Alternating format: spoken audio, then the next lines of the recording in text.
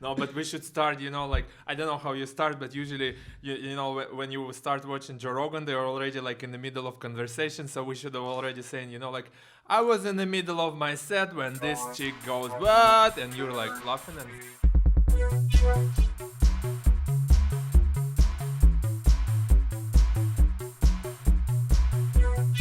I mean, I think a good place to start is, war between Russia and Ukraine is about to break out, which is why I've brought in my Chinese expert. And, I feel like it's good to get like a Chinese perspective on this potential conflict.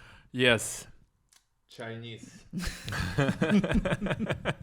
No, so let's start by, you can introduce yourself. Yo, it's so out of character for me. I'm like... You could be a yo guy. No, I'm not a yo guy. I think I'm like yo guy when I'm like super confident in myself, but maybe I'm a yo guy at the moment. So, hello, I'm a hello person, You're like, more of a hello guy, not a yo. I'm more of a greetings kind of person. You're not a what's cracking. Yeah, so привет. I'm a privet person because I'm from Russia. Okay. Nikita. Wait, you're from Russia? Yes, I am from Russia. Really? Yes. Okay, because yes. it's. I'm just okay. Well, congratulations on the new territory. And okay. So you're Nikita. You're from Russia. We met here in Berlin. Yes. You're a comedian here. Sort of, trying to be. As you know, we both were competing in one competition, and you won, and I lost. You're better than me. Okay. Can we move past this, please? I mean, art is subjective anyways. So, what is winners and losers? I mean, yes, technically I won. He did. I did. Just by the scorecard. But, what is winning and losing really? By a high margin, apparently. Actually, I want to find the scores, and like I'm gonna be very, I think nothing will help me. But if it would be, that it would be like three of us were like, by one vote, I would be like, yeah, it's just fine, But if it was like 5-10 vote margin, I would be like crushed. So maybe I shouldn't find out, Yeah. Well, I kind of felt like. Yeah. Anyway, I didn't necessarily think that I would make it either. So it was good. But like, yeah. I think it was a bit cocky of me now, like looking back, because we were sitting in the green room and I was like thinking, it's either you and me or me, man, because the other guy brought so many guests and at the end of the day it was you and the other guy, so I'm like, fuck. But I mean, they had the audience, so they had the audience vote for 3 different people. And so I feel like that takes away a little bit of the advantage of bringing a lot of people because everybody you brought still have to vote for 2 more people. That's true. I don't know. So I guess I just suck, man, so that's... Well, we're aspiring comedians. That's the end of the yo, Nikita. It's end of like, hi, please like me kind of Nikita, Okay. So you're from China. No. Okay. You're from Russia. From Russia, yes. So how excited are you about the war? We're due for a good war, right? No. I think, people excited for a war, it's the ones who are from, good countries, where things are boring and stuff like that. People were just like, yeah, I want to see some action. And for me, I'm just like, I want to have like a calm time, as I said to you last time, like we just end the COVID. Let's have like boring. No, see, that's the problem. The COVID storyline is wrapping up. We're not getting any juice out of that anymore. I think a good war could really spice things up. The media would love it. It would be a great storyline. It's good for at least a season. I'm more like, fan of the TV shows without, like a war going on, but more like a spy kind of thing and maybe, like international tensions. But at the end of the day, maybe it's just, like somebody gets fired or I don't know, maybe. Well, what about at least an assassination? Okay, yes, assassination of, like 1 or 2 presidents, like one president, not that one, the other one. I'm not gonna say this on record. Yeah. I'm not saying you should do it. I'm just saying if it happened, it would be exciting. I mean, like exciting as in, like electrocution by the chair would be exciting, I guess. Yes. I mean, I guess from the third party perspective, it is a lot of, like stuff to discuss, excitement, things to follow. And Well, stuff I mean, like it's that. not third party. Let's be honest. If it's happening, like, we're getting involved.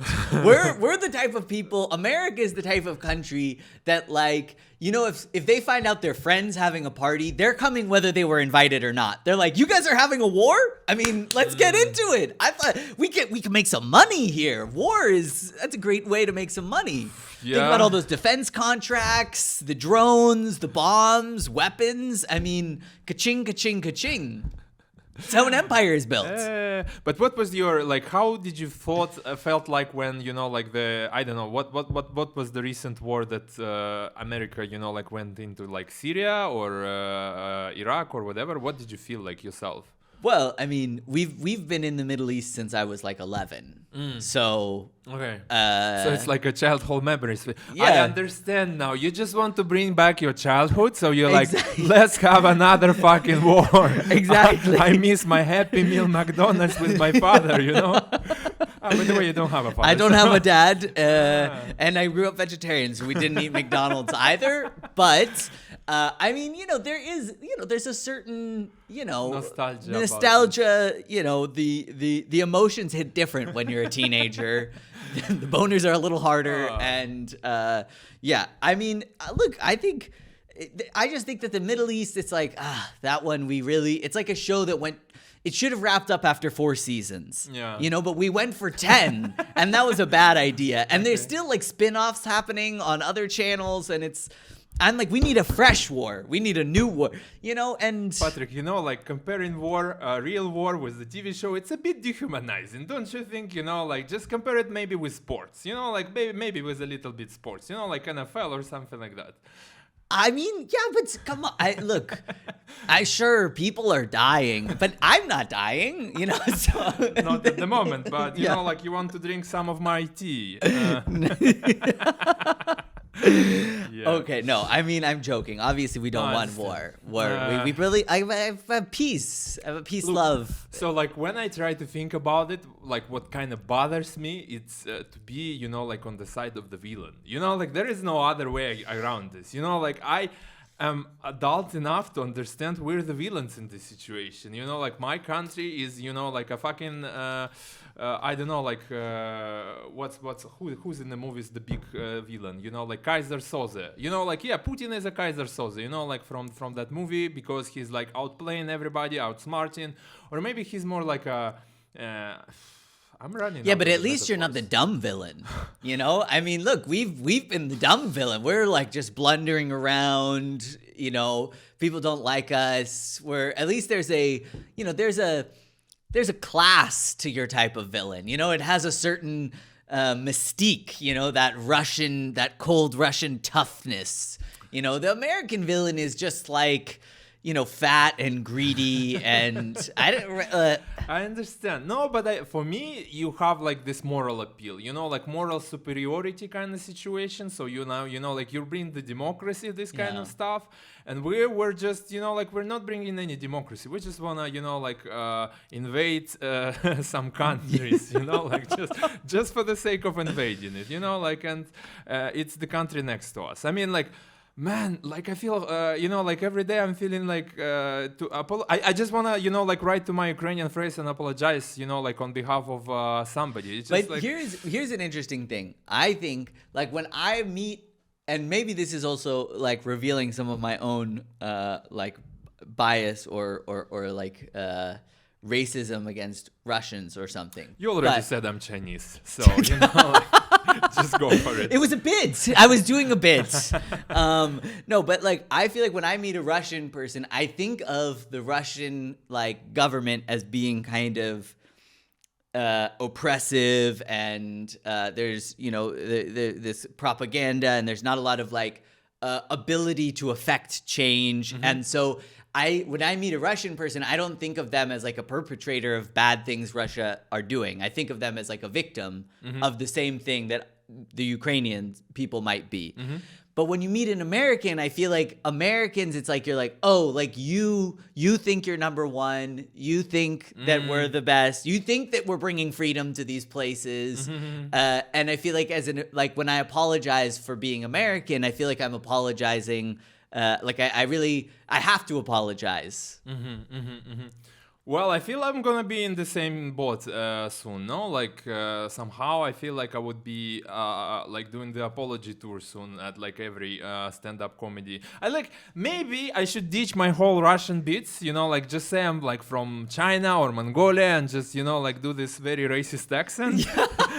And just like, hello, I'm from China. Should I do this or I'm gonna be canceled? Here's the thing actually, legitimately, if you started telling people you were from Mongolia, and then they were like, but what about the accent? You'd be like, this is a Mongolian accent. People wouldn't really know. They would be like, if I were like, that's not a Mongolian accent. And then you're like, what the fuck is wrong with you? This is a Mongolian accent. I would be like, I'm probably wrong. I mean, like, I don't know. That's true. I think you could easily get away with that.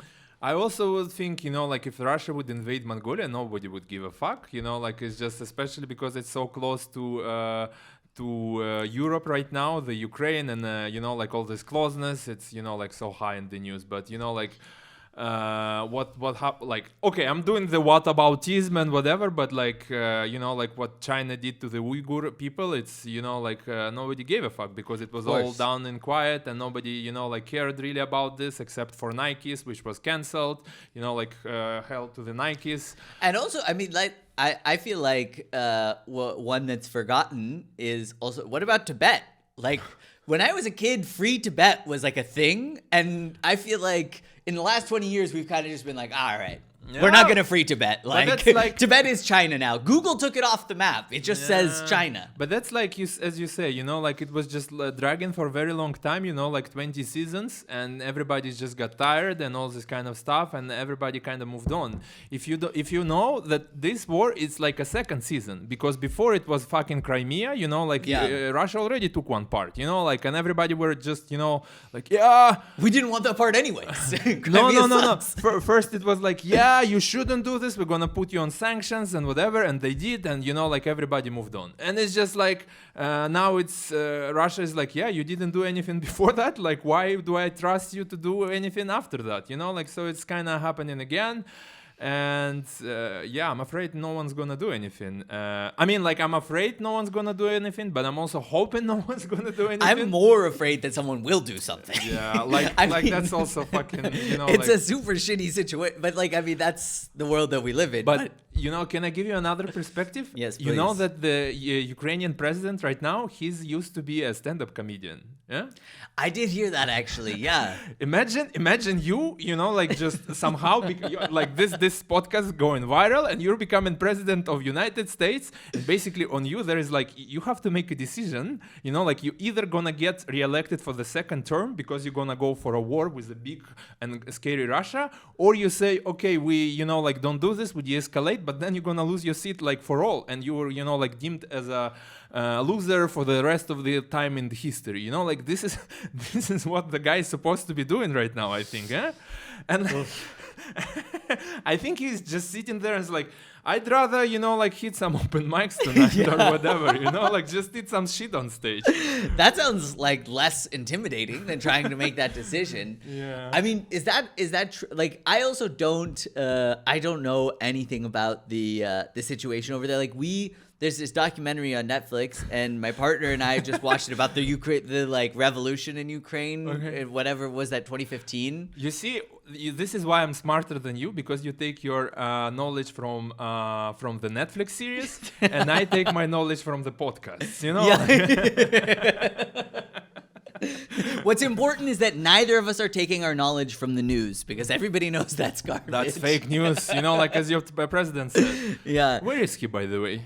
Where our president? Like Which one? The real, the legally elected president Trump, He just launched an app, I read.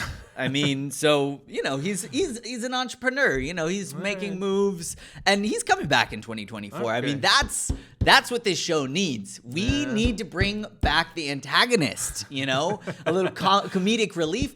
Biden what is he doing? He's, of course, there's like more stability or whatever, but it's not entertaining, and now we don't even have COVID to get like all worked up about. So, I mean, we gotta. Yeah.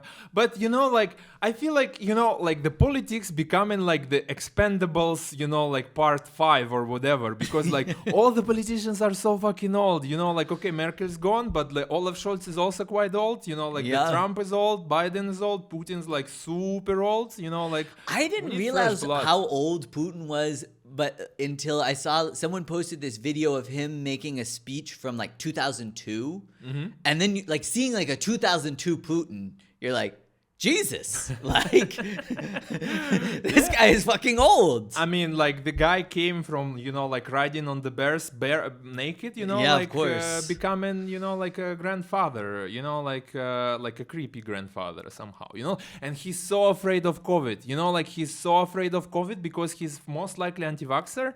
I'm gonna get killed because after this I thought the Russian vaccine was supposed to be good, the Sputnik or whatever. Nobody knows whether he did it or not, but like last meeting or all other meetings, he has like a long ass table, like this high, and like the other guy sits there, like the Macron, Scholz, all of them were sitting like 10 meters apart, because I guess he's just like afraid of this.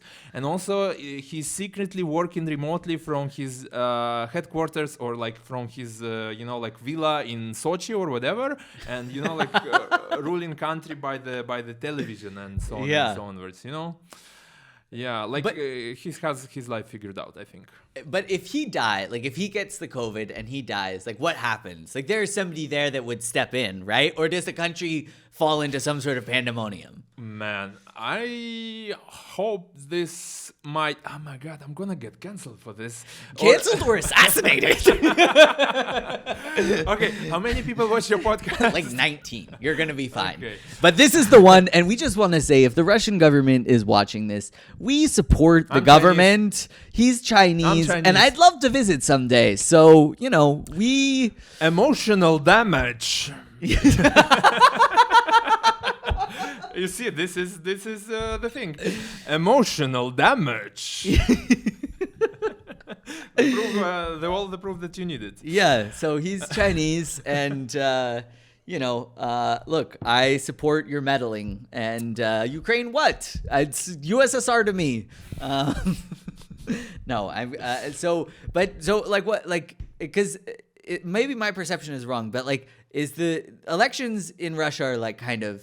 Or can we not talk about this? Should we spin the wheel? Do you want to spin the wheel? No, the I wheel's mean, like, here. we can talk for 5 more minutes about this, like that's fine. So what's your question? But like, so my perception of the elections in Russia is that they're not like, it's like guaranteed it's Putin, basically. Yeah, most of the times, like there are a lot like, of... have you voted? Yes, I have voted. I haven't voted for the guy. I voted for against the guy. Last time I was voting for the communists. Because like the latest. It was like a year ago. The strategy of the position was vote to any party, except for the Russian, the official party. So we would have some chances. Of course, it didn't work at all. I think they have like this small pond where they say, yeah, you play, you try to do something on the governmental level and etc. But in reality, of course. It's all been kind of decided, but they are trying to, they do small lies on the smaller sides, and somehow you get maybe some realistic things and whatever. I don't know, but for example, in embassies, so outside of Russia, you can. They don't fake it because they don't give a fuck about this. So for example, when I was voting, I think maybe 4 years ago for the parties, the very democratic parties actually had a lot of votes. But then I was like super disappointed because I said, okay, so this is kind of, like realistic results and etc. And then with this realistic results, Putin pulls 70% of the votes of the Russians in Berlin. And I'm like, fuck, like what the fuck? What are these people are doing here? Like why do they vote like this? Well, but isn't there like people like Russians do love Putin, right? Like there's a crazy propaganda machine of like if I walk around the street and I start asking people like, do you like Putin? I think you will get like 50, maybe 50 if people will be honest to you. I think, I don't know, like I don't really know how it is in US about the Democrats and, like Republicans, but I think... Oh, they'll tell you. No, you don't even have to ask them. They come up in your face. But what I mean is that, like from my friends and stuff like that, I don't have any like Putin supporters, right? Like if I would have like some Putin supporter, I would be like having big problems with talking and stuff like that. But like apparently there are people like who support him still, and like there are some people that out of the blue doing this. So yeah, I don't know. I mean, I think he pulls like 50% of support, and like why this whole thing happens right now, because last time he did this, he boosted his rating way up through the roof because he's like a like conqueror, shows like I'm the strong man, exactly, and and people started to eat less and whatever, but Russia became a bit bigger. Like we can eat less if Russia becomes bigger, right? Like why not? We can suffer for the greater idea. Well, I mean, Russians have the right idea because the larger your country, it's about physical landmass. Exactly. Everybody knows this. Yeah, like this is what matters: the size. The size. Size matters. Yes. All right, let's spin the wheel. We're spinning the wheel. All right. So we got character. Or do you want to spin the wheel again? But what's this? What? So I can either interview you as like a Yas Girl character now, or as like a super woke hippie.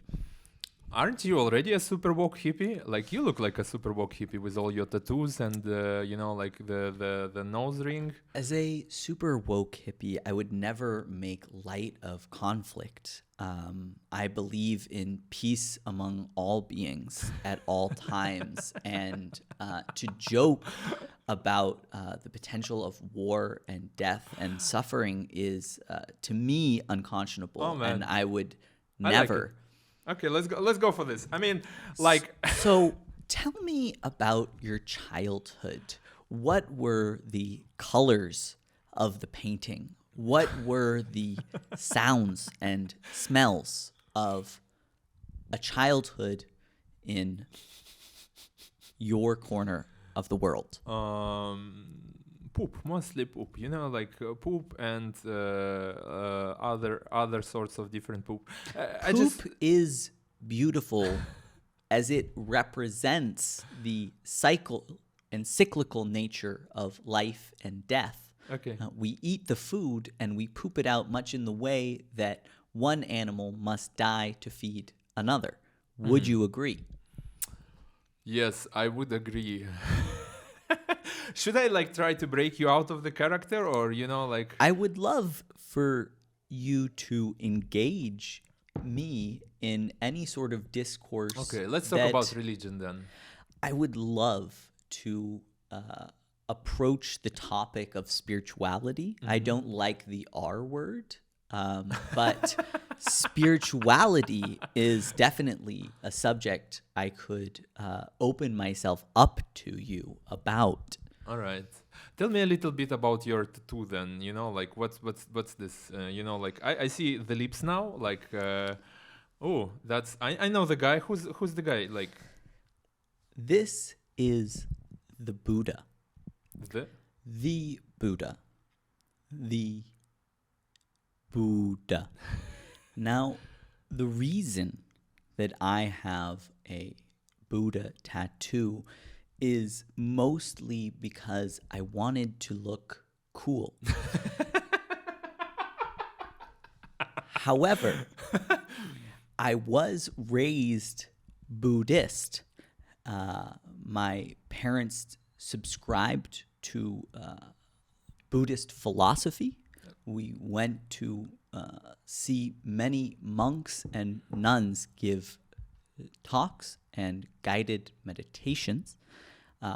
I have spent evenings with my parents as a child before we laid our heads down to slumber by meditating and concentrating on the breath. And so Buddhism was a large part of my spiritual childhood, and something that I came back to, something I refound and discovered as a young adult. All right. What does Buddhism mean to you? Like I'm from Siberia, right? Like I'm from, like this. I'm so sorry. I really believed that geographically you were Chinese. Did I get that incorrectly? Yeah, no. Okay. Maybe like Okay. but Let's talk about Buddhism. I think that's a cool topic. Okay. Yes. So I am. But I was more woke than you thought I was woke before.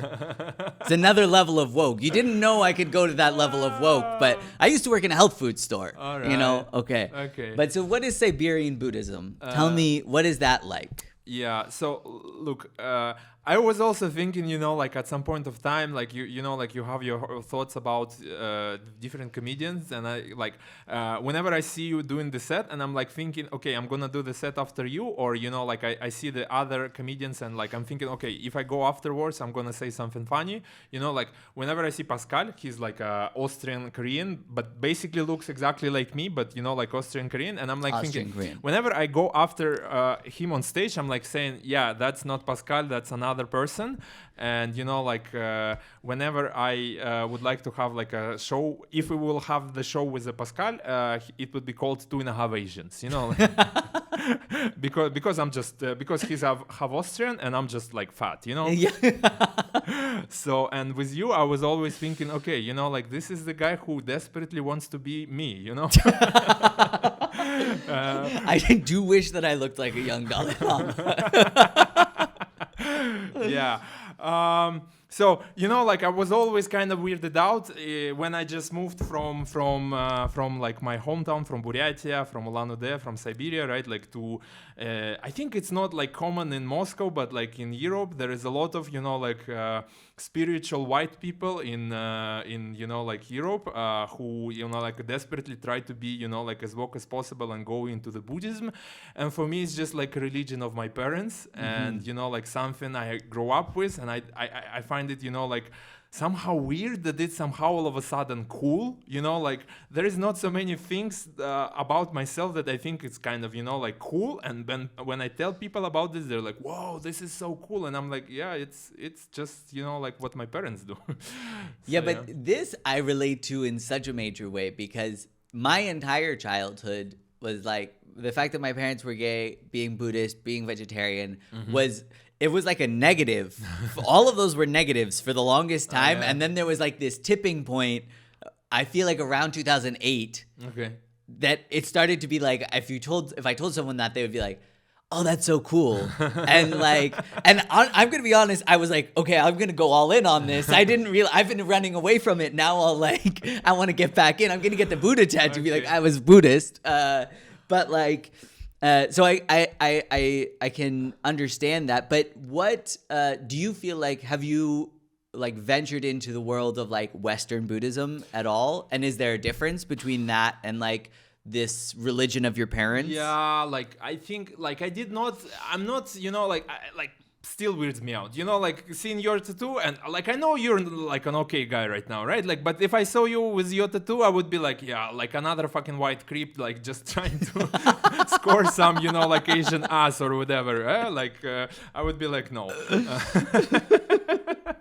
So, I don't just have the tattoo. I also have a quote from His Holiness the Dalai Lama here on my arm as well. I really, So you quoted me. Do you want me to sign? Just, like I have a beat that I say, like I look like a young Dalai Lama. And Which he does. It's a spitting image, if I'm being honest. I feel like the first time you told that joke, nobody got it, and I was dying. I was in tears. Like, everybody's like, who's the Dalai Lama?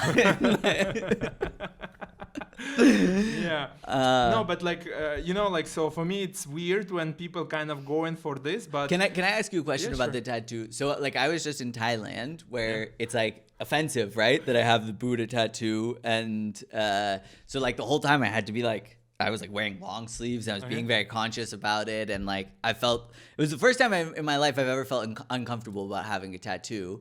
Would it be offensive to... Like, if I were to go to, like, your hometown, would people be offended by it? Or is it more offensive to you as just, like, the archetype of this, like... person who's like, oh, I'm like embodying Buddhism? Yeah, I think it's the second one. I mean, like, I don't think people would really care. I mean, like, they would find it weird. There would maybe some, like, people would just want to beat you up, but they would like to beat you up just because you're like American, like. Yeah. So that's like the second or third thing that would do. But the funny thing is, what if I told them that I was pro the Ukraine invasion? Would that turn things around? I don't know. I mean, like, yeah, maybe, but I don't know. Okay. But like, the funny thing is, like, in my hometown, like the most popular thing in my hometown is like the biggest monuments of Lenin's head. Like, it's just like a Lenin's head standing in the square, and like you have like a Buddha's head, so like it would be just like very resembling somehow. So yeah, what I wanted to tell you,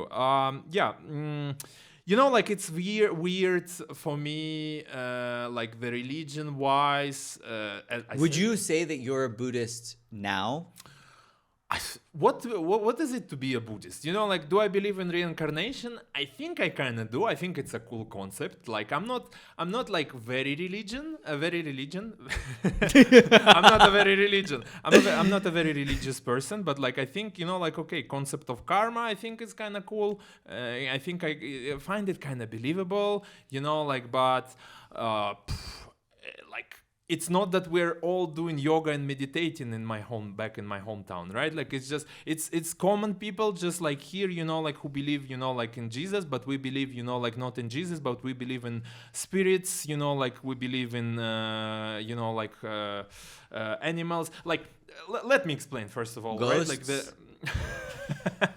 ghosts are not real, man. Spirits. But but in Tibetan Buddhism, there's one of the levels is like ghosts somehow. You mean like this worlds of different in the samsara wheel and stuff? I know my shit. Like, don't try to like out Buddhism. Do you want like, some? A little bit, please. Because I'm thirsty somehow. Okay. All this Buddhism talk is getting you worked up. You're like, first war, now like religion. It's a hot podcast. We got some takes. So what, like, it's a little bit like my mother. My mother. No, but like, my mother, just like, I was like walking by and I was thinking, like, when I was growing up, I was like, she kind of believes everything, like, or like, she's a very smart person. She has like a PhD in biotechnology and stuff like that. But like, she believes in horoscopes. She believes actually somehow a little bit in Christianity. She believes in Buddhism, and also like the thing. It sounds like I would get along with your mom. Yeah, and the last one, but not least, it's like shamanism. Yeah. Like, so whenever I go back to my hometown, we go to visit the shaman of our family that like, kind of prays to the gods to like, for me to kind of be okay and stuff like that. And usually when I was like small, I was never asking questions. What is this stuff? Like, what's the build on belief and stuff like that. And like, last times I started to like, kind of try to think about this. And this shamanism is actually like, it's very close to Tibetan Buddhism, because like, he's reading from this mantras, the Buddhism, like, so he had like some education there and stuff like that. So where I was going with this, I was going somewhere with this. But do you feel like the shaman is also, the shamanism within like where you're from is kind of woven in with the Buddhism? Yeah, exactly. So it's like, like the Buddhism kind of, like applies to the different religion, and in Japan it's different, in, like Siberia is different, and somewhere else is a little bit different as well. So the white Buddhism somehow is, like very intersected with yoga somehow for some reason. I don't know. But I mean, I don't want to like totally push back, but I think it's like, okay, there is a level of, you're right. Like to some level there, I think there's this connection between like yoga and Buddhism and whatnot, like in the States, and this certain type of person who's like, I'm a vegan. I do yoga because I connect with the power of souls when I move my body and focus on my breath. But like there's this thing, right?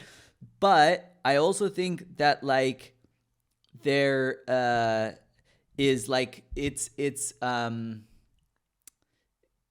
I also kind of think it's beautiful, and it's okay, fuck me. What's up? I think there's something wrong with the camera. Okay. Hold on. So we were in a technological issue once again on my part. Okay, but we were talking about Buddhism, and you were defending the white Buddhism. Right? I was defending white Buddhism because I feel like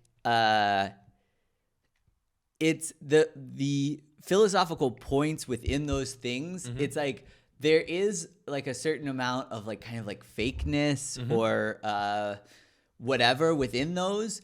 But I do feel like generally the reason why there is this affinity for that or like migration towards that is, in my opinion, like, and I'm not like a religious scholar, but like from having taken a very, surface level appraisal of the religions, to me, Buddhism has the most like meaty, interesting stuff. And I would also argue that within like American Buddhism and like Western Buddhism, there are these like group of people who went over to India in the 70s, basically, and did some drugs, found some gurus, like, and took some mushrooms, and brought those teachings back to the States and expanded it into its own kind of branch, in the same way that there's maybe a difference between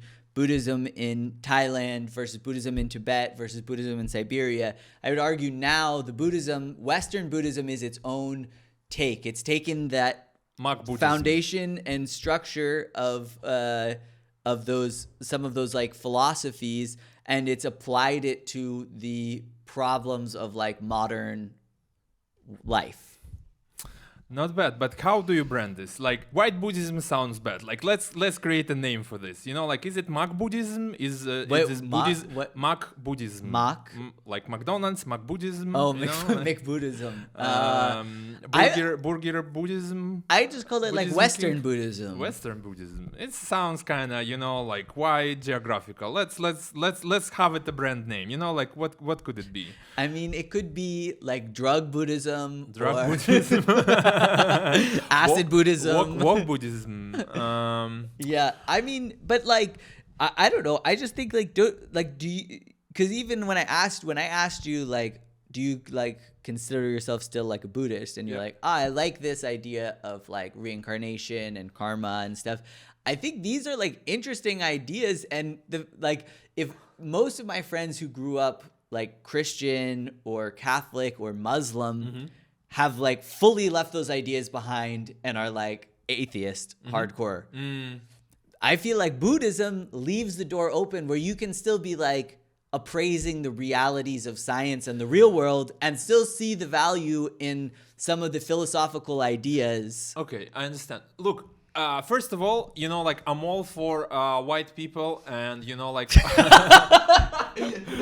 that's the clip. That's the promo right there.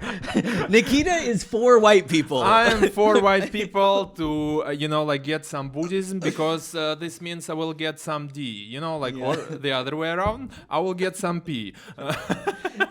This is a tangent, but I had an idea as a joke. I kind of wanted to post that I'm creating like a new comedy show, but it's only for straight men, and it's a safe space for toxic masculinity. Like no women, no LGBT, just straight men in comedy, and it's a like a safe space for toxic masculinity. I think it could be a fun, kind of answer to all of the women LGBT shows that are here.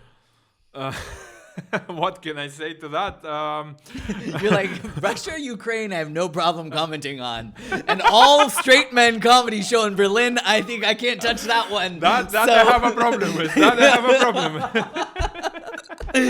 Okay, we can get back to Buddhism now. But what about like Buddhist only kind of show? But it's gonna be like all Asian kind of thing, right? Like, no, so what I was saying, like, and you, I was like thinking about the idea of having, like a monthly comedy show that would be called actually 2.5 Asians, like where I would have like a set of Asian comedians and one white talking, like comedian. So, like you can make I volunteer as tribute. So, I think, like Buddhism is very, like a very attractive as a religion, as a concept, like it doesn't have, like maybe these taboos and all this kind of stuff. So it's super nice. And I'm like, like I'm being a bit condescending, I guess, when I talk to you. I'm making fun it a little bit because I have like this privilege of being, like born in it and stuff like that. And, like I find it a little bit funny, but, like also I think I'm a little bit maybe jealous because, like when white people do it, or I don't know, like doesn't matter of the skin color. There is no skin color in Buddhism, but when people come it and rediscover it in the, like age of, like when they are kind of, like start to think, it's stronger the connection. It's more, like sincere, and you kind of understand what you do, kind of, right? Like, I was born in it, so I don't know. It's like one thing. So I'm like all for people just appreciating it, and it's, like there is room for everybody.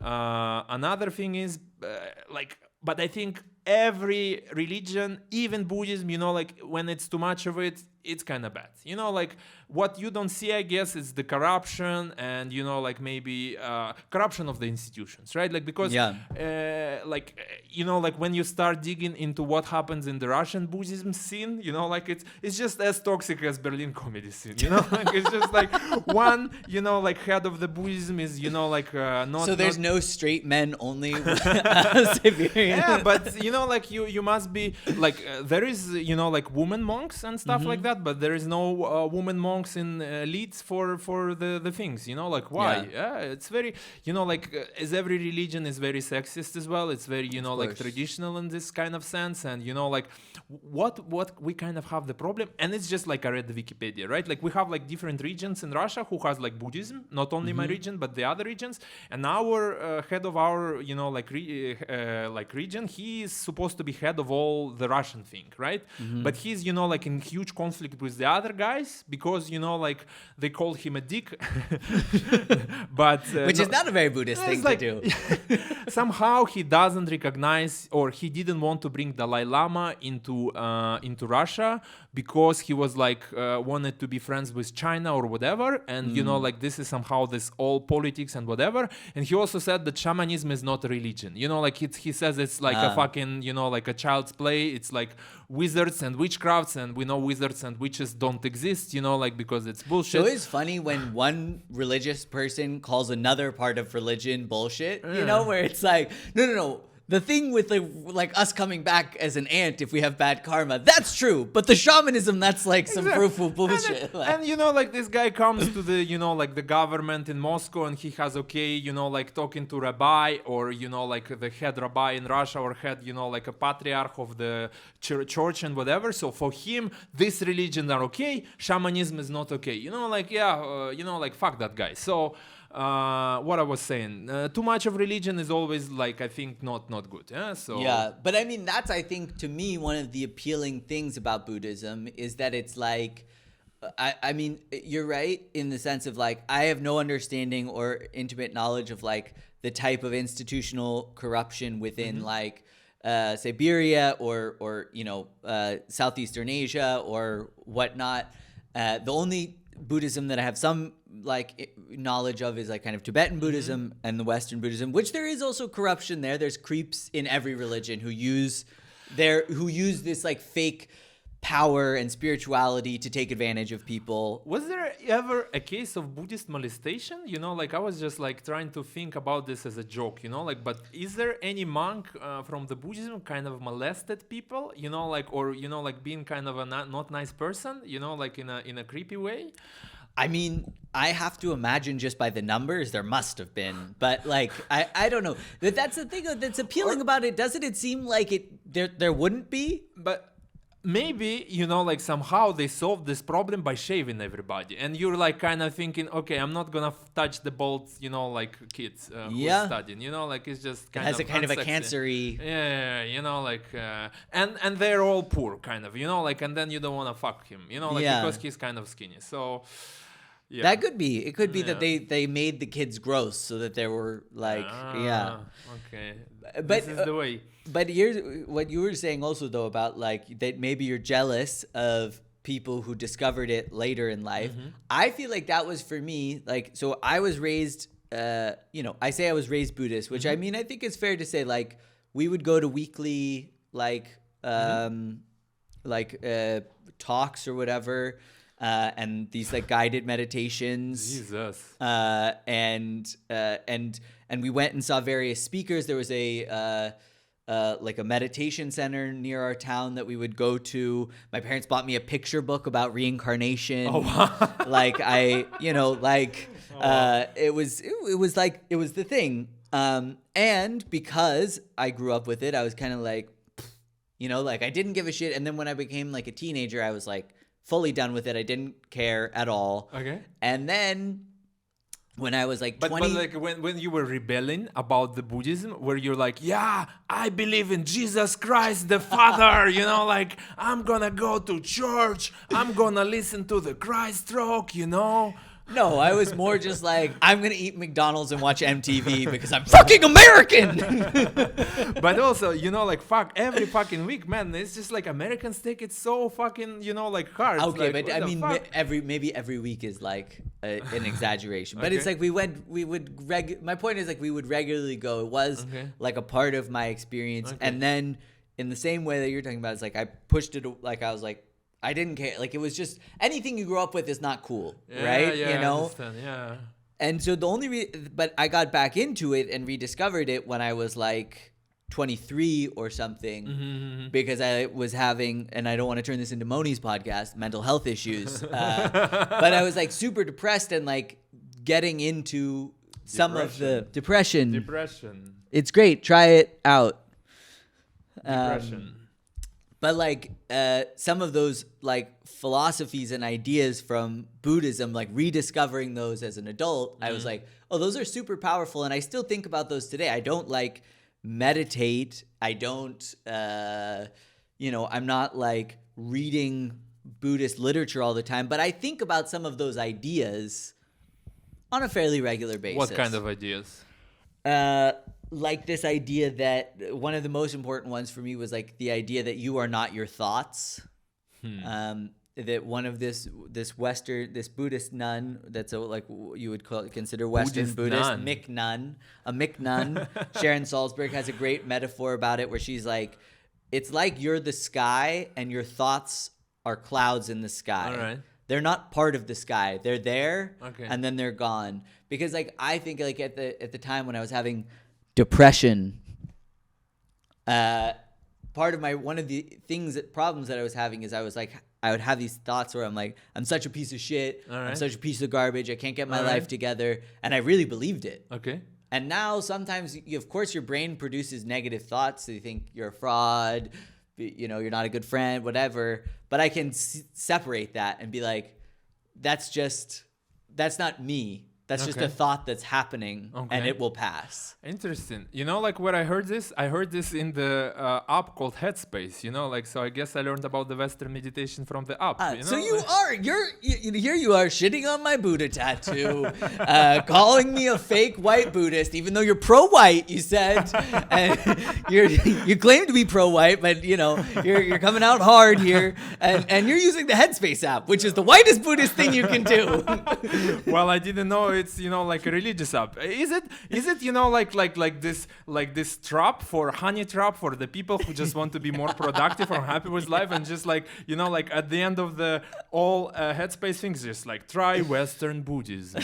Yeah, Mormons send the people to your door, to talk about the Bible with you, and Western Buddhism just has an app. Yeah. Oh, very, very controversial. Yes. Listen, but that's cool. I mean, then the Western things are kind of, they're good for your health and they help you. What I learned from the Buddhism, let me think, that my shaman can turn into the cat. Has he done it in front of you? No. That a Stalin is a powerful spirit and I should worship him. What else? That I can reborn as a stone. If I kind of jerk off too much. How do you get good karma if you're a stone? How do you break the cycle and get back up? I don't know. I guess you just exist for thousands of years and then you kind of go back. What is a good stone?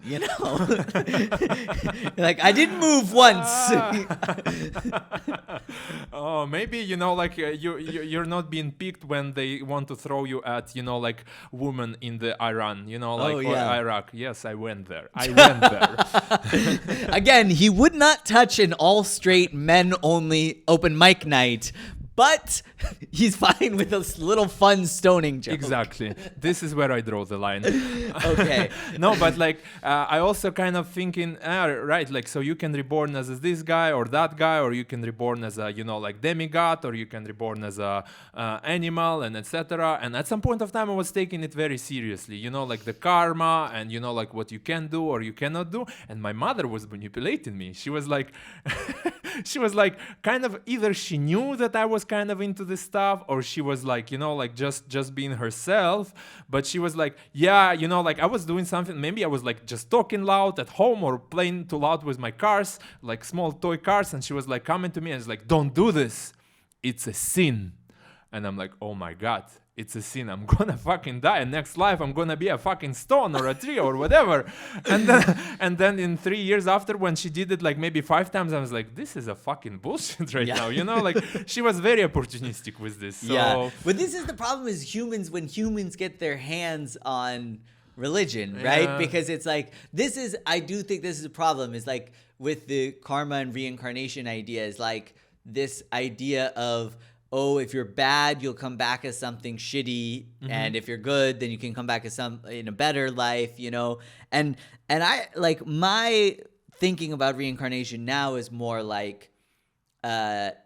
is that it's just that there is some sort of universal energy, and now I'm really gonna get into the white Buddhism here. I am ready. Give me some matcha latte. There's nothing like. Should I get another? Just pour matcha latte out of your mouth. But white spirit. I think it's there is a. I just saw a TikTok where someone was talking. This is how I want it. This is so white, even though TikTok is Chinese. Yeah, you would know. No, but I was watching this TikTok and they were talking about dark matter, and they were talking about how it's and I wish I could remember the point of the TikTok because I don't. But they were saying dark matter, you can't see it, but you also somehow it's you can't interact with it, or I don't know, something. It was science, and it was a bit over my head. But when she was talking about it, I was this is kind of what I feel is the thing with reincarnation, where it's there is something going on that we return. There's something to go on with this cycle. I don't think that we die and then you come back as a rat, and your consciousness is in this rat, oh fuck, this sucks, I was a human last time. I heard another analogy from a white Buddhist, actually a comedian, Duncan Trussell. Do you know him? No. Maybe you would he's a good white Buddhist. All right. But he talks about reincarnation. I like that we came the term white Buddhism. Yeah, we're just gonna say it. It's a racial thing. It's but look, we're accepting white Buddhists, so you could come. You're light enough. No, but yellow Buddhism is better still. I think it's Power Rangers. Yellow Buddhism, white Buddhism. Maybe there is black Buddhism. Let's see. But continue, please. But his analogy was that reincarnation is if you have a light and the light bulb burns out, you take the light bulb out and then you put a new light bulb in and you turn the light back on. But the power that's making that light turn on is the same. And that's kind of this like idea of like the universal energy or our consciousness or this pool of consciousness that's outside of this kind of realm, and our bodies, our personalities, our egos, that's the light bulb. And I kind of subscribe to that version. And I think it's like interesting concept. I mean, like, you know, like you would never know yourself. You cannot prove it, you know, like it's unprovable basically. But, you know, like when you're watching Matrix and you're like, wow, this is an interesting concept that, you know, like machines kind of, you know, like take over the humans and whatever. And you cannot also prove this. So, you know, like you're like, but that's kind of cool. So I kind of like this reincarnation kind of stuff. And what I heard, but like, you know, like what else I learned from the shaman is that when you are, you know, like when you're in your mother's womb, you still remember your past life. Right, so that's the idea. But when you go through the vagina out of your mother and you are being born, you kind of, you know, like being erased the memories and you don't remember anything. So if you were born with a Caesar, how do you call this thing? A C-section. C-section, you will most likely will have nightmares about your past life. So the nightmare. So if you were born with a C-section, this is like some, you know, like a theory. Yeah. You most likely gonna have dreams about your past life. And were you born with a C-section? No. So we cannot prove this, huh? Yeah, but but were you born with a C-section? No, I wasn't. Okay. If you were born with a C-section, Please get in the comments and let us know. Whether you have a... Are you having past life nightmares? Yes. Do you have past life nightmares? Or maybe every nightmare is just about your past life and you can, you know, like understand everything. But like, I was like, when I heard this, I was like, yeah, this is a cool theory. You know, like I kind of, you know, like it's more like a urban legend kind of thing, but like, yeah, that's interesting. So yeah, but it's also, this is an interesting thing for me because it's like, then for example, like when like a high in Tibetan Buddhism or whatever, like when a really important monk dies or like the Dalai Lama dies, like then they are trying to find the child that's the reincarnation, right? And they bring some objects and the child chooses from the past life, and the child chooses the objects that are. And I'm like, there's part of me that's like, okay, cool, maybe that's real. But then there's also part of me that's like, well, that's bullshit.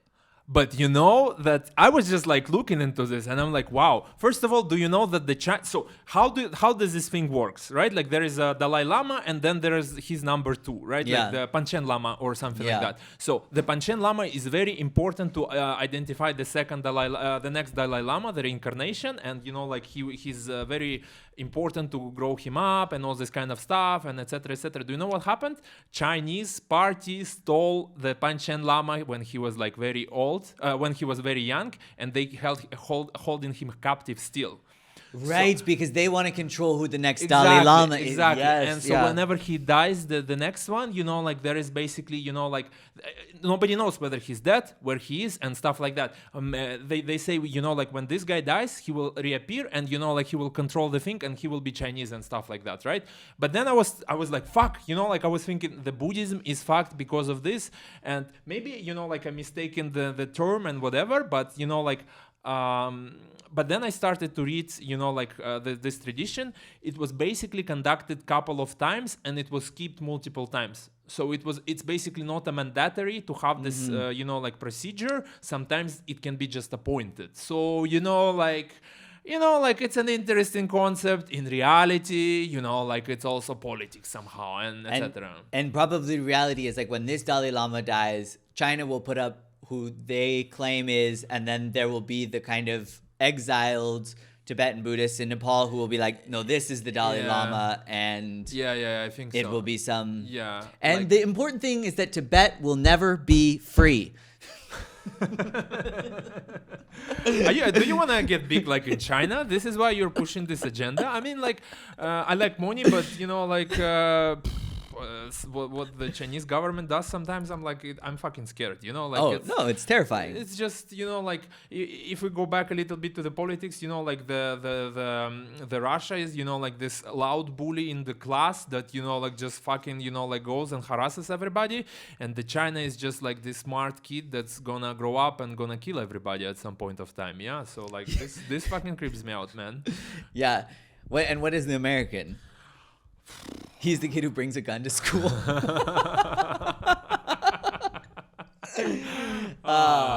No. Okay, we're just having fun. It's a comedy podcast. We're having some laughs. We're having a good time. Yeah, man.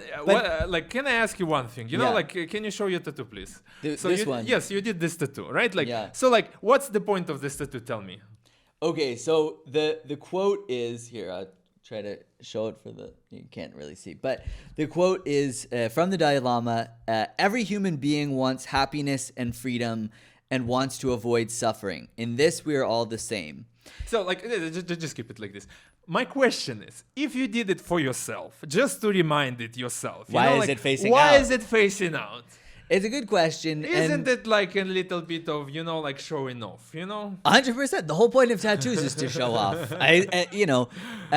No, the funny thing is when I went to get the tattoo, I asked for it to be the other way. Okay. And the tattoo artist was like, no, you should have it. Should have it facing so that other people can read it. Okay. Because you can always read it from whatever angle. But the point is, of course, tattoos are about being cool. Do you jerk off? Yeah. So when you jerk off, you probably can read it, right? You just you read about the happiness and you're yeah, I should be happy, so I continue doing this. I mean, this tattoo is for my parents. Okay. This is the date of them becoming a couple and this becoming legally married. So I'm not concentrating on my arm. I'm usually trying to. But here's the thing about this quote, though. I think this.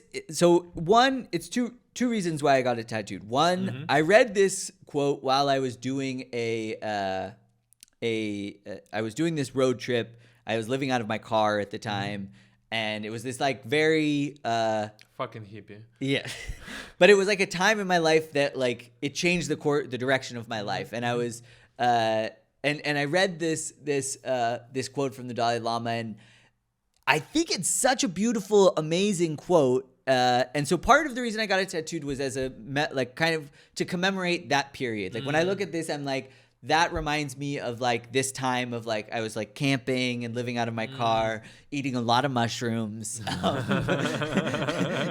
was doing the thing, white Buddhism. It was great, But the other thing is, I think it's such a genius quote and just such a genius way to get compassion for anybody, because if you meet the most miserable person who's being the hugest asshole, just being such a dick, and then you step back and you think ultimately this person wants to be happy. Every person wants to be happy. And so they're so turned around and misguided that the way they're trying to gain happiness is by being a fucking asshole. Then you kind of be oh, there's no point in being angry at this person for being a dick. Their existence is sad. What I should feel is pity and compassion. I should feel compassion for what they're going through. And so that's also why I got the tattoo, because I feel it is it's for me at least, it hit me in a way where I'm at a time where I needed to think about finding compassion for people. White Buddhism, available at stores today. Go for it.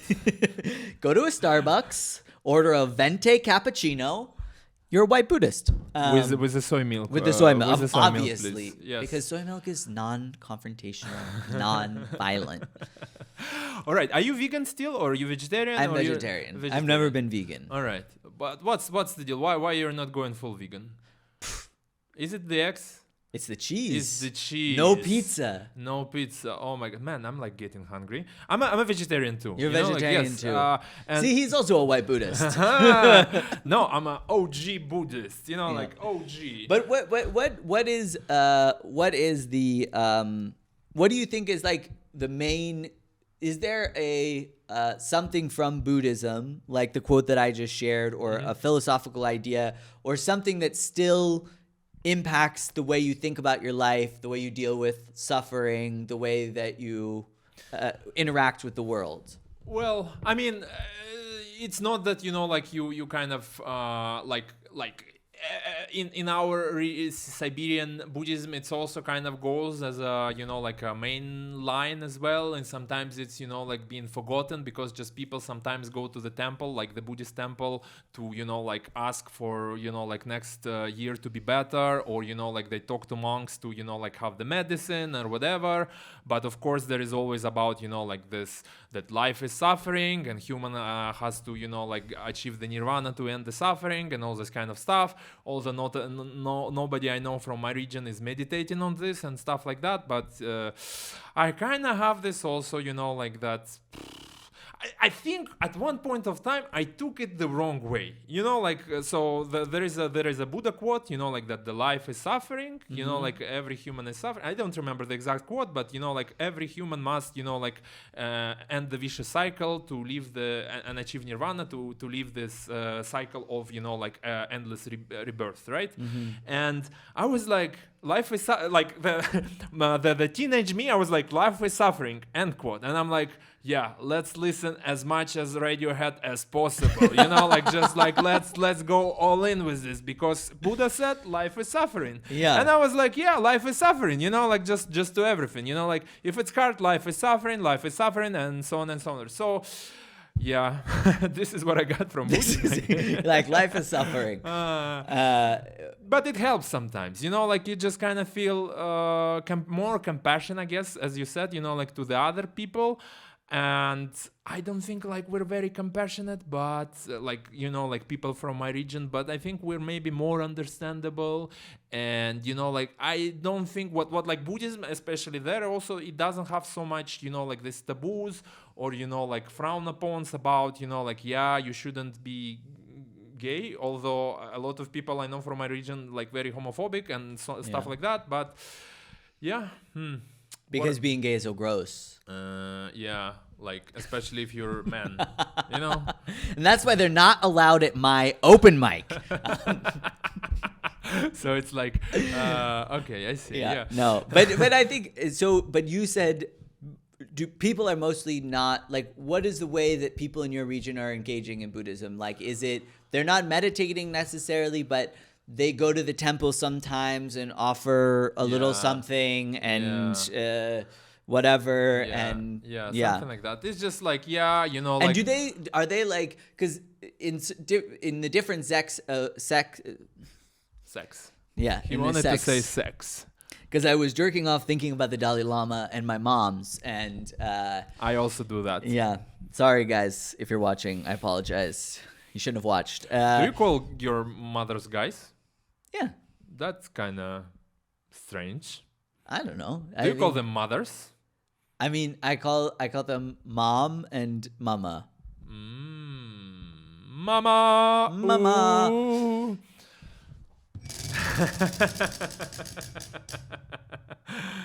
No, not the character. Okay. It's just, I think it's just rigged for you to do the character because you want to do the character so bad. It's another character. What the fuck? Okay, we spin until no. Okay. So Childhood. So tell me about your worst childhood memory. Worst childhood memory. Oh my God. So many of those. I don't know what exactly. Let me tell you one. Like, okay. It's not the worst childhood memory. It could just be any bad childhood memory. It's gonna be a childhood memory. It's not a bad childhood memory. Maybe this will trigger some bad childhood memories. But like one of the, like when I thought, like now, like looking back at this, I'm thinking, okay, this might be my start as a comedian somehow, because like my brother was a lawyer. He like I have a brother. He's like 10 years older than me. So when I was like, that's a big age gap. Yeah. Like I think my mother and father tried to have like a kids in between, but they had like I think a miscarriage once, and like I was born at 10 years later, and like my brother was like more of a third parent to me, so he also beat me, Okay, this joke works. I'm taking it. Have you never done that on stage? I'm trying to. I did it once. Okay. I bombed. That's it. No, that is a great joke. That is just a good joke. Okay, good. So yeah, I mean, like he was more of a parent to me, and like he's shorter than me. Like I'm very tall for an Asian, especially. I'm just tall, and he's like like your size. Don't sell yourself short. You're Russian. Yeah, and yours. He was your size, I think, or maybe a bit taller. And he's always saying. Was he a white Buddhist or? No, okay. he's just Siberian Buddhist. Siberian Buddhist. Okay.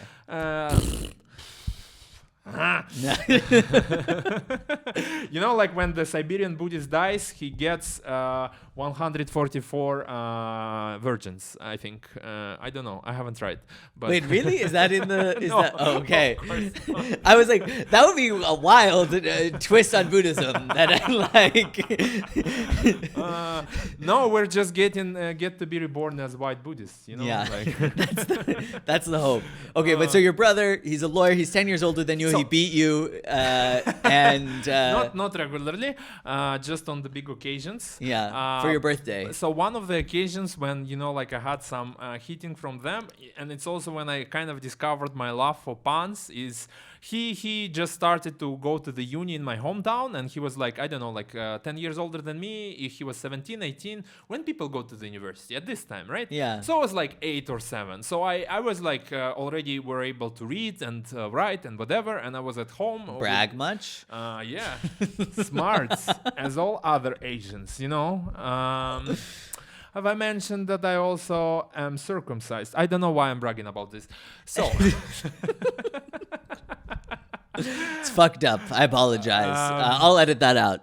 Okay, so you're 7 or 8. You're reading. and I was already fucking like a rabbit. No. I was like, like I was kind of at his cabinet, or like area where he had his stuff for the uni and whatever. He was like playing, I think, with my cousin. Like they were playing video games, and they were never letting me in to play with them. Like they were playing like Battletoads or like other very attractive game I wanted to play. But I was like bored the fuck out just to watch them. So I was like walking around the room, and I found this blue small little book at his place. And I was like walking. I wonder what it is. I took it, and like it's read like in the big letters. It was written like Constitution, like Constitution of Russian Federation, in Russian, of course. And I'm like, interesting book. And of course, like he has to have it because he's like studying to be a lawyer, so he has to study it and whatever. So he had it like it was small, blue, and stuff like that. And I was like, my first thought was like, interesting word. Never heard this one before. But the other word I heard before that sounds just like this is prostitution. And I was like, it just like made my like had so much fun, like I didn't know what the prostitution was before. I was just like, I heard this one before, and I knew it was like sort of taboo word, but I didn't know what it was exactly, that it was like soliciting man or woman, like for money, having sex. I didn't know what sex was at this point of time, but I knew that prostitution is fun, constitution's boring. So I took a pen, I crossed out the Constitution, and I wrote prostitution on the piece of paper. I think it's also like a legal offense because like it's a Constitution of Russian Federation. So at the end of the day, I can imagine in Russia they kind of take it seriously if you deface the Constitution. Not really, because our president defacing Constitution every fucking day of his terms. Putin has to go. So yeah. But I would love to visit. Would still love a visa. His views are his own. Yeah, I also take it back because like I have to go back at one point of time. I hope really that only 5 people watching you, man. Yeah. Okay, so the Constitution of prostitution. Exactly. And he was pissed. He was very pissed, and he kind of beat me. Yeah. I mean, like I also blame the fucking American culture for my tough childhood because of like 2 things. One thing, like it's not, like American environment, but like there was this TV show called La Femme Nikita, or Nikita, with Peta Wilson. She was like playing secret agent with that was name was Nikita. No. Like, it was a Luc Besson movie, and you know, like there was a secret agent that was taken from the streets as a orphan, and she's a lady, and she's a Nikita, she's a serious killer. It was a big hit in Russia, and you know, like the quote there was like, her name was Nikita, and you know, like I was bullied the entire school with this thing, you know, like, yeah, Nikita, you know, like, Nikita, show me your boobs and all this kind of stuff, and I'm like, fuck, you know, like Western culture. And the second thing, my brother was a big fan and still is a big fan of wrestling, you know, like the fake one, the fake, you know, like one. Wait, it's fake? Yes. No. For me, it This wasn't is devastating. For me, it wasn't fake. For Okay. me, it wasn't fake because he was like training on me, doing the different stuff. You know, like the Boston, I think it was called Boston Crab or whatever. You know, like all the stuff he was just like doing on me. So that night he did a lot of stuff with me, and I never touched his stuff again. So yeah, I will say that's one thing as an only child of white Buddhists. okay. I had never had a hand raised to me. Really? I suffered no physical violence. Oh man, I mean, like, And it's probably why I'm not as funny as I should be.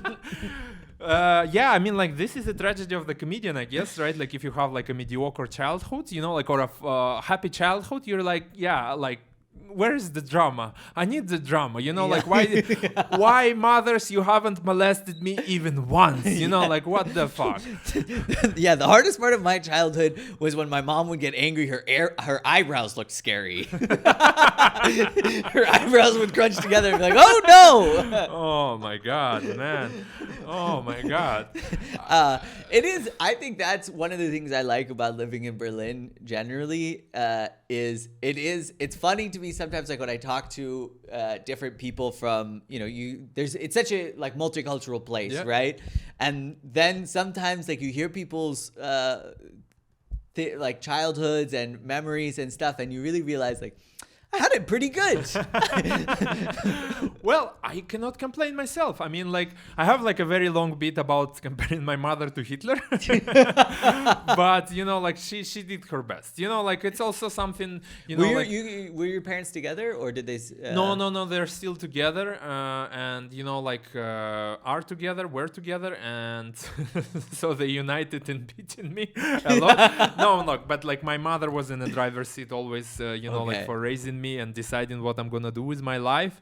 And you know, like I have this beat about, like one of the most traumatic childhood memories, I think it was about me going to the musical school, right? Like my mom sent me to study the accordion, you know, like, and I have this beat that, you know, like the accordion, you know, also the pussy magnet. Yeah, of course. And you know, like the only reason I went to the musical school for the accordion is because we had the accordion at home, you know, like, and my brother also went to the accordion because we had the accordion at home.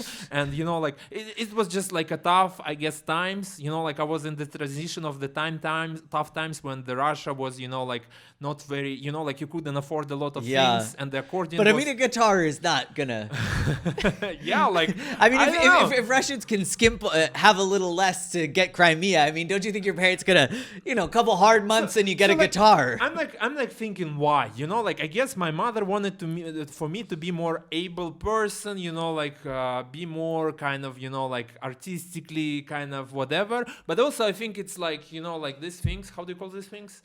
Shoulder? No, the pat army, on the back? The army things, you know, like. Oh, the I don't know, but yeah, the little things that show your like rank that go on your. Yeah, I don't know. I don't have a very good grasp of the English language. What the fuck, man? That's one of the other things I've learned. Are you like the pacifist kind of person or what? You're like against? No, I'm the uneducated kind of like, person. You know, like they give you like there is, I think, like the Asian, the Siberian Asian mom or like family kind of situation. You know, like your son has to, you know, like go to the musical school, or you know, like maybe sports section, but it's less kind of good. Yeah. And you know, like then after your older son. Oh, sorry, go you ahead. you have to he has to have like a PhD or whatever, right? Like so like my brother or like other friends of mine, they have like 2 or 3 educations, and like it's not the good education, Yeah. like, it's just like an education, it's just like for the status. And I think my mother wanted to have like a bit of more status among their like group of friends. So it's just like, yeah, go to the accordion, like go to the musical school, we have accordion, like you don't get to decide which like instrument you'll take. You'll take this one because it's at home,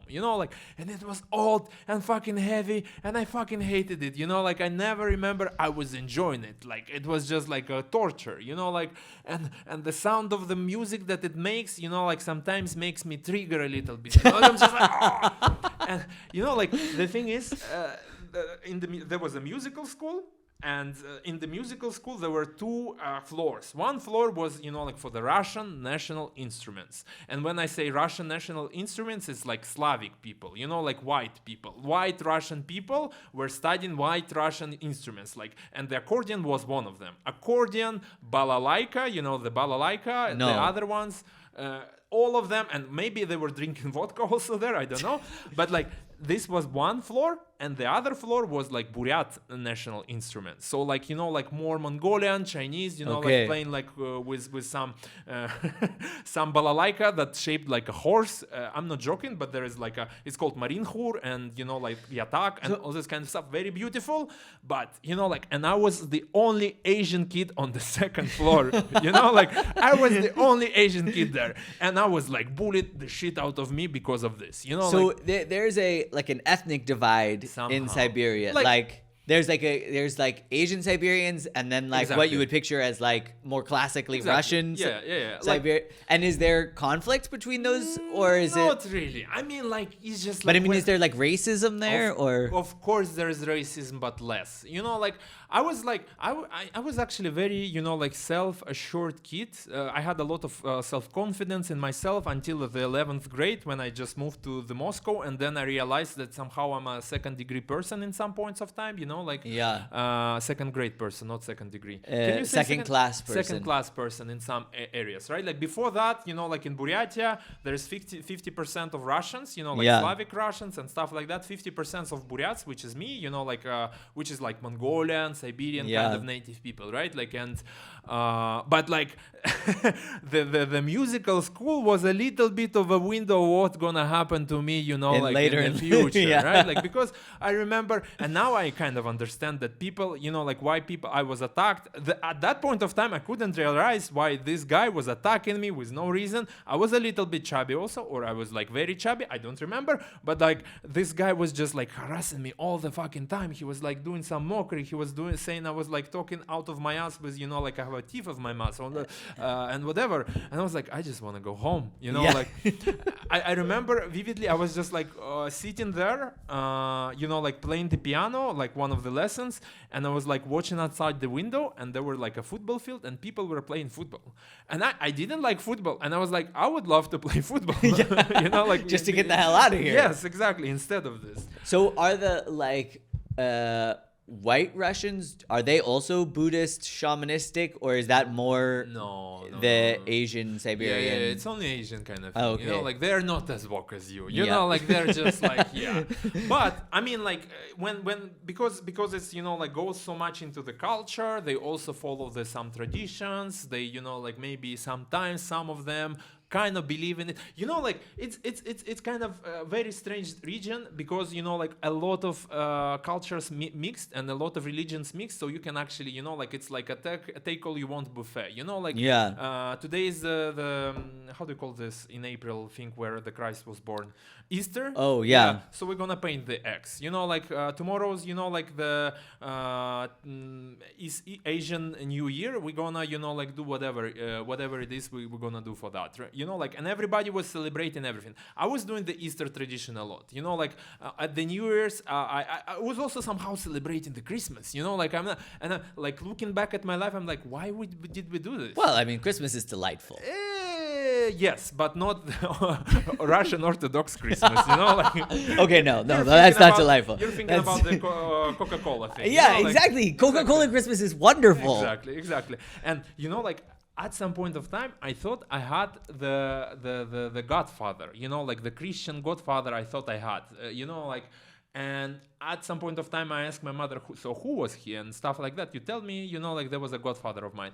And she said, no, that was just like a friend of a father who had like a Volga and like a car. And they took us from the, like a birth house to take us to home. And we jokingly call him a godfather. Yeah, but like I was so sure that I had a godfather and I was Christian, because just my mother is smart. So she decided to put me in all religions just in case.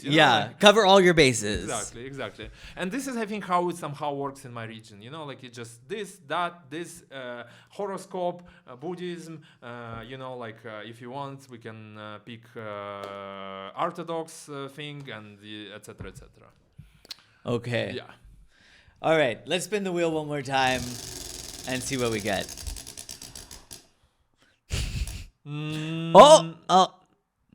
All right. It's a British character, and I'm going to spin the wheel one more time because I put character on there too many times. Yeah, man. I guess. All right. Date. Date? Do you have what was the last date you went on? Last date I went on. I bragged you last time, right? That I have a girlfriend. You have a girlfriend now, and it's on the podcast, which means it's real. Get in the comments if it's you. If you're the girlfriend, let us know.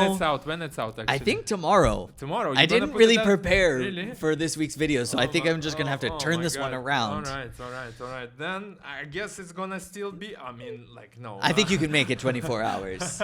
Okay, but so what was the last date you guys went on? Last date went Or tell me about your first date, actually. That's a better question. Tell me about your first date. Like that's weird because I think I'm not very dating material kind of person. But you're ultimate dating material. You're a sweet guy. You're funny. You have a friend who's a white Buddhist. You have that going for you. Were you single when you came to Berlin or to Germany? No, you were already here, right? What kind of crushed my self-confidence a lot? What? It's being single here and trying to do it through the Tinder and stuff like that. I had I had 5 matches a year or something like that. It was just soul crushing. I was like, what the fuck, and I cannot go, and I was even thinking I'm gonna write the material about this. I'm gonna just go on stage and call every girl here being racist. Or, if you're not racist, prove and go on a date with me, something like that. So I was super desperate. And I could imagine Berlin would be an intimidating place for me to date in the sense of it's everybody's very cool. And I don't feel very cool to my, I don't think of myself as cool. So all of these You're cool people. You have a tattoo. I mean, thank you. That's why I got it. I also have a tattoo. I am also cool. See, look at us. Yes. We're cool. Yes. Not a Buddha thing. It's just it says nothing 2 times. In what language is that? In Sanskrit. No, of course it's Russian. It's Russian. Yes. Okay. Well, that's cool too. But yeah, so maybe let me start with the dating life.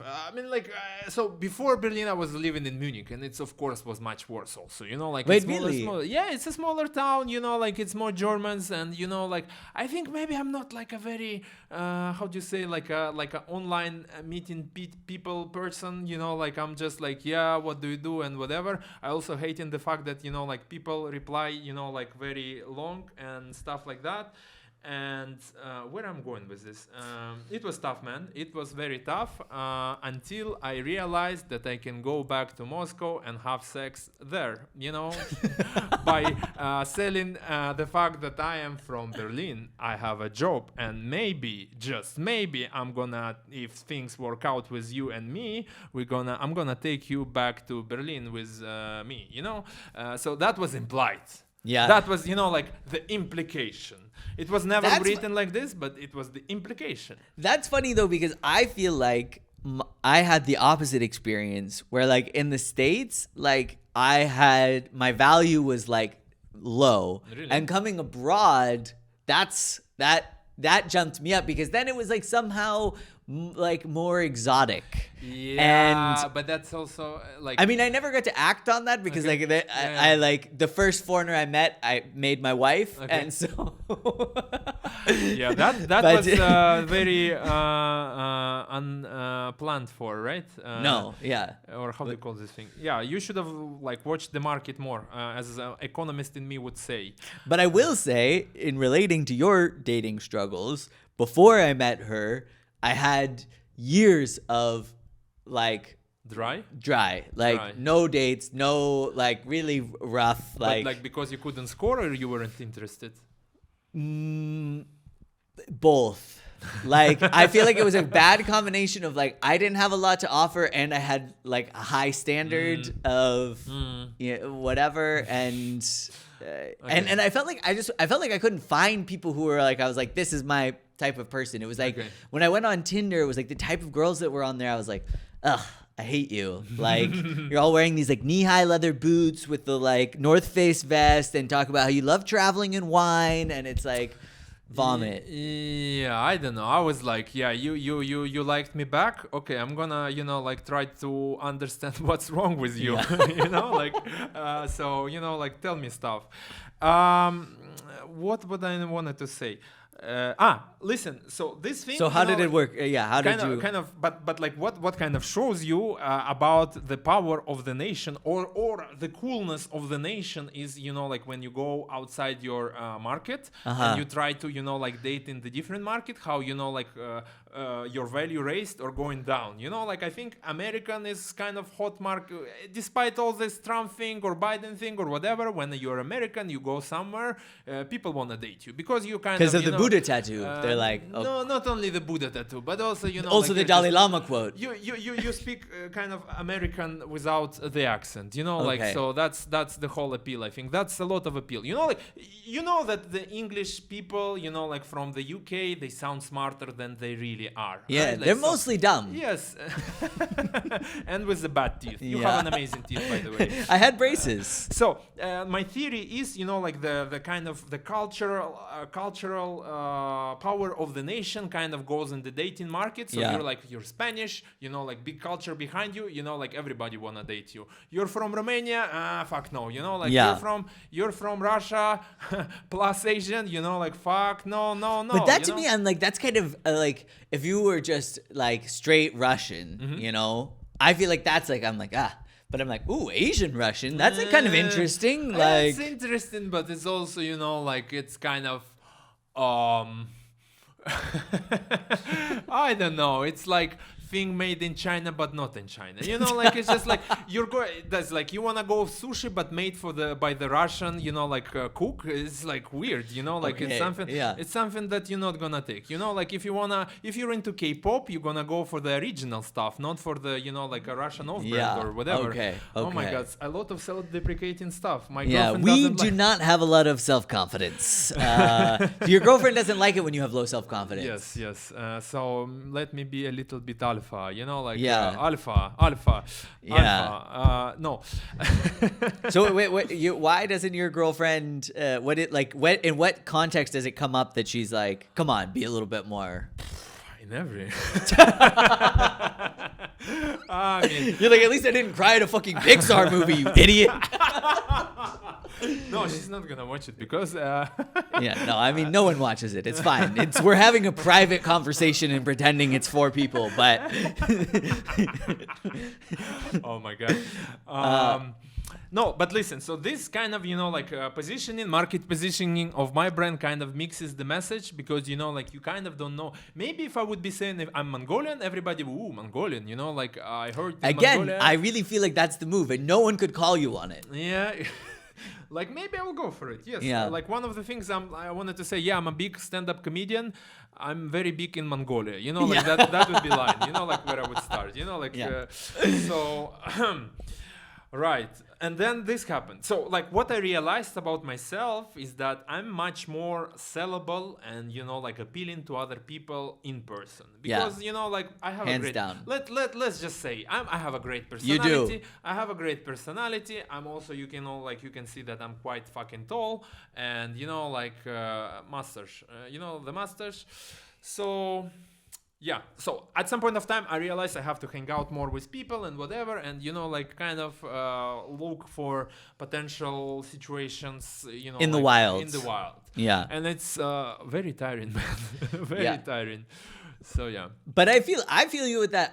I'll even go so far as to say not only am I more sellable in person, but I'm like I feel like I'm a slow burn. I take a couple, like I'm not gonna get you on the first time. It's like the third time that we hang out, you're gonna be like, it's kind of funny. Alright. There's a charm Alright. there. So you're like a TV show, like a TV show, like a Seinfeld, right? You have like, to get like, into the first season, the Exactly. first 2 seasons, Exactly, and it okay. comes all back to TV shows, full circle.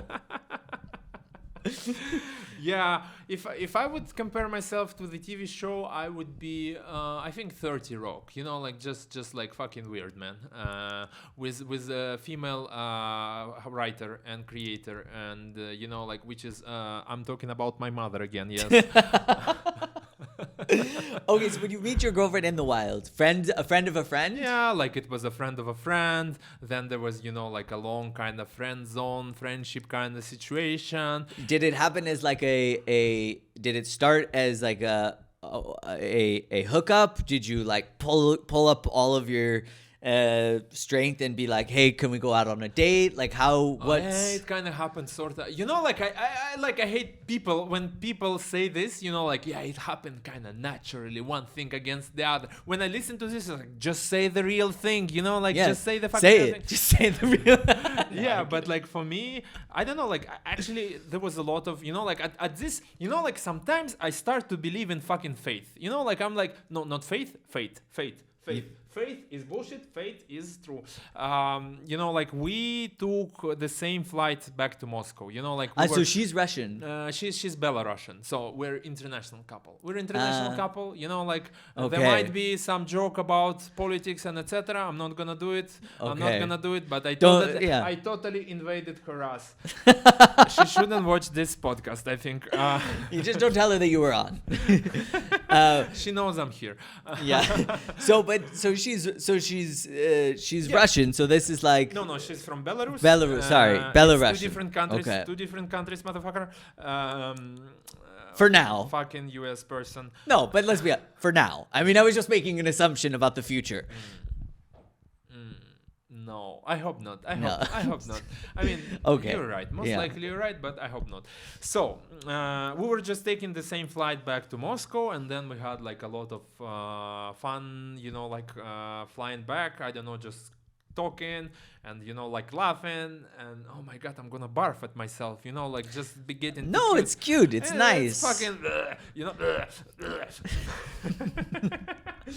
But like, yeah, it was nice, like we watched the movie together, like we mismatched the airports, and then we had to meet again in Moscow, and it was like not my genius move to mismatch the airports, but I was happy it happened. And then we had like another like coffee meetup and stuff like that. Then we're starting to write But from to each other. when you met her the first time, did you already think like, oh, I'm attracted to her? Yeah. Yeah, I think of so. course, yeah. Yeah. And now, please stop watching this. I'm talking to you. But I Turn it off. Yeah, and I thought about this kind of things with a lot other people as well. I mean, like with her, it was much stronger than with the other. But like at some point of time, you get desperate and you're like, oh. Well, you start to like if you want to meet somebody, you're looking for that in the world. Kind so of. like there's always like when you meet somebody, you're kind of like, oh, could this be a thing? Yeah, could I shove my dick into this? Like this kind of thing. I was trying to put it a little bit more, smoothly or romantically, but sure, yeah. Can you shove your dick into it? Exactly. Yeah. Like, and so yeah. Can you invade? But I mean, So like, you had some little coffee dates, and you watched a movie, you laughed. I mean, like in the airport and etc. And then then she went back to Berlin, and then I was still in Moscow. And you're texting. And we were texting. Then at some point of time, I was a bit drunk, and I called her, and then we had like a 1 hour conversation, and it was kind of great. And then she said she liked my voice. I'm like, who the fuck liked my voice? Like what the fuck is this thing going? What's going on? Like. how the person can, like genuinely like me. Yeah. And okay, this whole thing I'm gonna talk to in my therapy tomorrow. So but that's the whole thing. Of Like, course. and I'm still kind of thinking, okay, what's going on? But yeah, it's going great. I mean, she's an amazing person. I like her a lot. And then so basically our first kind of real date, it's one when I got back, and I just came to her place, and we kind of made love. So you didn't even go out, you just went over. Yeah, kind of. I mean, then we went out multiple times. Yeah. So, But the first time you just went over to her house, and she liked the sound of your voice. Yeah. She liked the cut of your jib. Do She you like the sound likes of my the voice? mustache. I do like the sound of your All voice. All right. Well, okay, we need to wrap up because now it's already too long. Really? How long it is actually? We're like an hour and a half. Hour and a half. Oh wow. Okay. Okay. That was cool. But so I feel like since we didn't really talk about comedy, maybe we could end with what was the first open mic that you ever did? You started in Russian, right? Man. Or did you start in English? Yeah.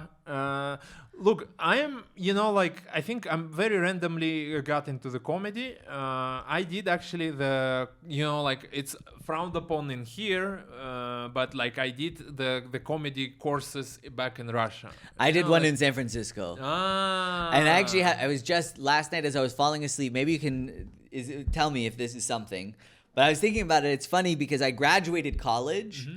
And after I graduated college, I had to move home and live with my parents. Mm-hmm. And I was working as a bank teller, which is it sounds like a good job, but it's one step above McDonald's. Mm-hmm.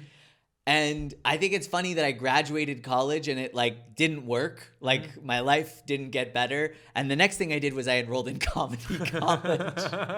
I don't know what it is there, but is that something? It's kind of, yeah. There might be something. I mean, there might be something.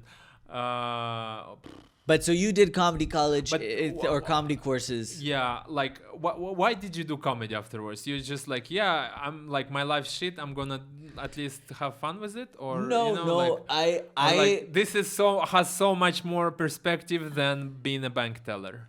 No, I mean I knew actually from that my thing was that when I was a kid, for the longest time, my dream was to be a sports announcer.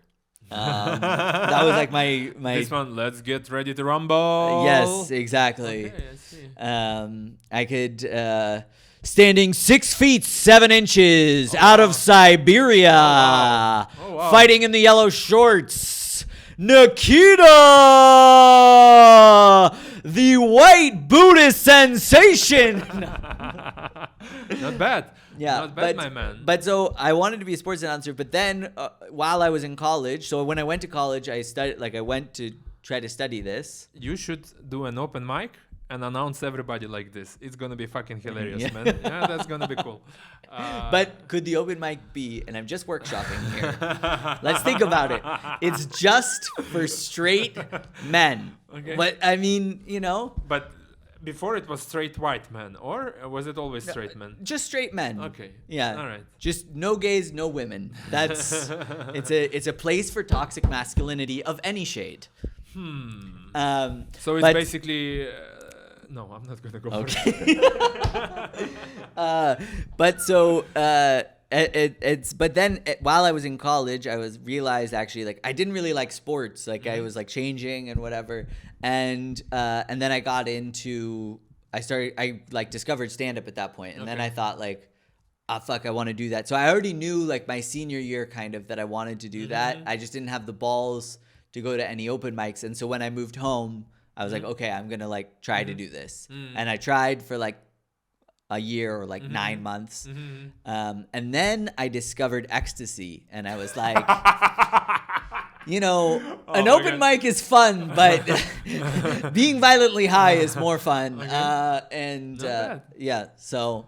All right. Okay. All right. And then you wanted to kind of restart this here, or? I was here, and I was 29. All right. And I was I knew, and I was it was always in the back of my head, I want to do comedy again. I just didn't have the confidence. Mm-hmm.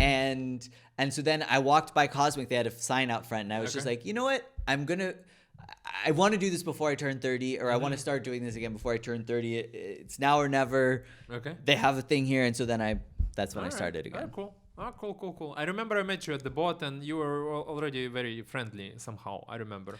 I remember we met at the boat as well, and I was gonna say specifically because you were very sweet, and like you came over and like you said hi, and you're like, Yeah. it's welcome to the sea kind of thing. It was just very like, you were being Yeah, but kind and I was a nobody. I'm still a nobody. So I was just like, I think what I kind of liked also about the Berlin scene is that it's kind of smaller, like it's tight knit and, like people are more friendly. And I thought, okay, if you're new, then I would like to have the same, like appearance, like same welcoming or same talking to people, and actually I met a lot of cool guys like this, like Devin Gray, I just started to talk to him on a boat and we're now good friends also, like Dan Belkin, I think we're Yeah. doing the Russian show with him now, and it's all like I was just like started to talk to people, and yeah, that was cool. But I mean, I think that you're selling yourself a bit short because I thought it was very sweet that you did that for me, but I never do that for other people. I was like, that was really nice. I needed that. I was Yeah. like, but I can't. I don't know. I'm just like, Yeah, like like right now I'm also like especially like when you think about this now, and when we were sitting at this BSA in the green room, we were just like, yeah, we cool, like we cool, and then there's some newbies, we're like, pff, like who is this guy Yeah. who is like doing one time, your second time here, your third time here, and then like my ego just like gets a reality check. I'm worse than this other guy, and I'm like, yeah, still a lot of things to work, makes you humble and whatever.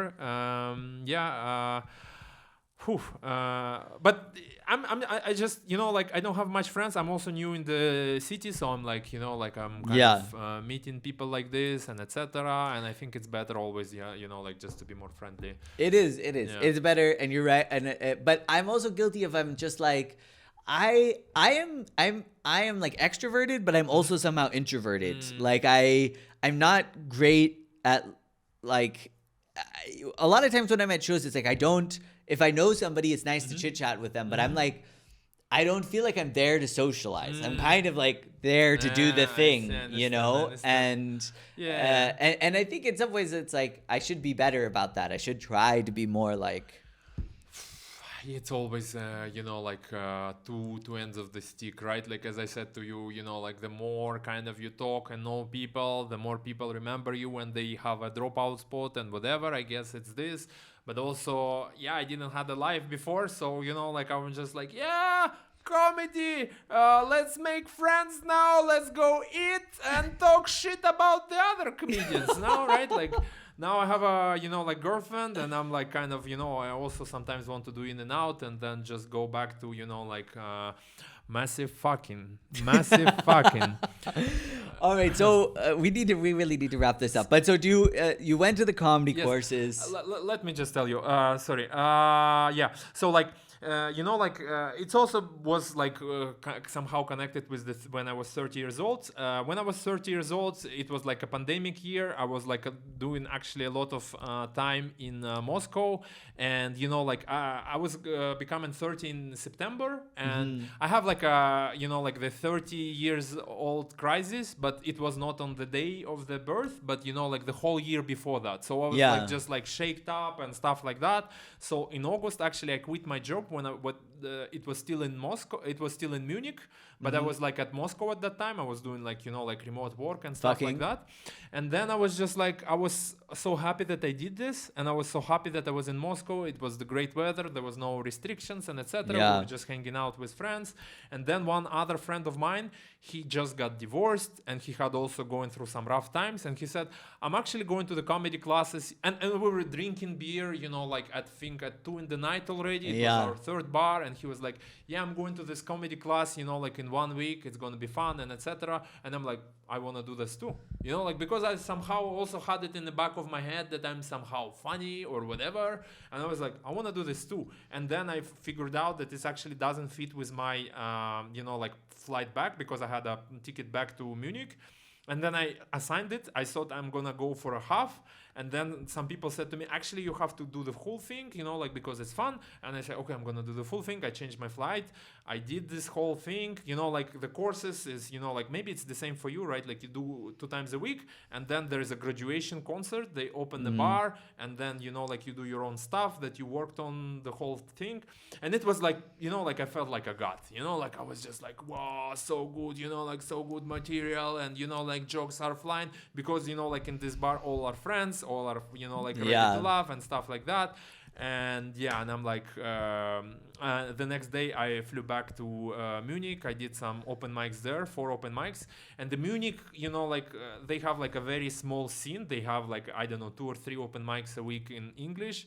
And they are so nice to you, like when you're new. I like on the first mic I went, they say, yeah, like we're gonna grab beer afterwards. You wanna join? I'm like, oh my God, comedians are the best. They are the best. They are the most friendly and welcoming. I'm gonna do that forever. And I was just like hanging out with them. I knew them and stuff like that.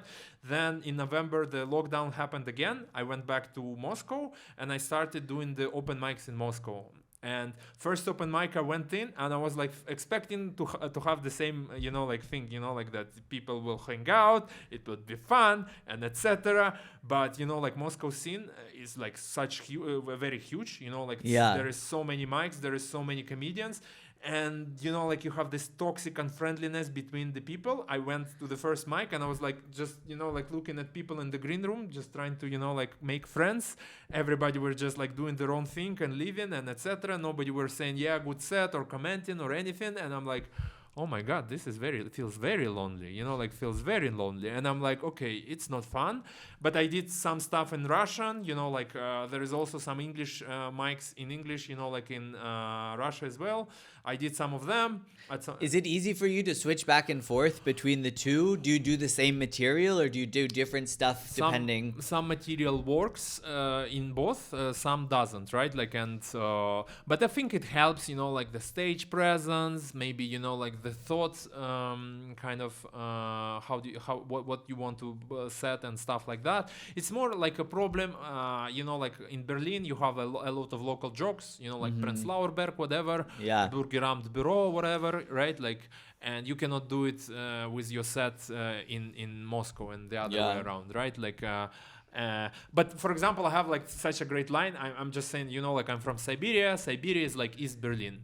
People already start to laugh, but then I say it's much cooler part of Russia, right? And it's a beautiful pun. I like it. Sometimes it doesn't get any laughs, but I cannot say the same thing in Russia because cool, it's not a thing. So after that I moved from Munich to Berlin in May, and then I started doing open mics on the boards, the real show. I think I did a couple of times. I met Daniel and Dave there. I met Dragos and Chris and so on and so on, and here we are. What we did recently, sorry, I guess you want to wrap up, but what we started doing recently actually with Dan, we're doing now the first or the best, because it's the only Russian stand-up mics. You got to check it out. The best Russian stand-up mics in Berlin. All my Russian subscribers, right? Yeah. Shout out all my Russians. Go get them. But so you guys have a show, and I can link to that in the description below. Oh my God. But it's crazy, I love Russian language. I love performing the Russian language, and it's also so easy to sell it. We are doing the 3rd show this next week, and it's gonna be, I think, sold out again. So it was 3 shows. We're trying to bring the different comedians from that had some credibility and stuff like that, and 2 other ones were sold out. So wow. that's super cool. That's awesome. Yeah. Nice. Well, I feel like we've done an hour 45. Okay, we're gonna roll. No, I'm just it's date again. It's date again. But that's my best fruit, date. Date. Yeah. Okay. Should we talk about it? No. Okay. Wait, I could do another character. No. Bro. What about a surfer, dude? You know, like just hella gnarly on the board, like waves, bro. You know, like one thing I kind of regret or I want to improve is like to do more characters. You know, like Bro. all of a sudden do a French accent in my beats. You know, like and this kind of stuff. But that's the only accent I can do. Actually. Bro, I think about that all the time, man. And I'm like, I gotta learn a German accent, dude. Exactly. You know, like fucking German accent. Like I got this German stepdad and this fucking German wife. And it's just like mad Deutsch, you know? And I'm like, dude, I got so many mad Deutsch jokes. But like, I can't even do the accent, dude. Every time it turns Australian and it's fucking not chill.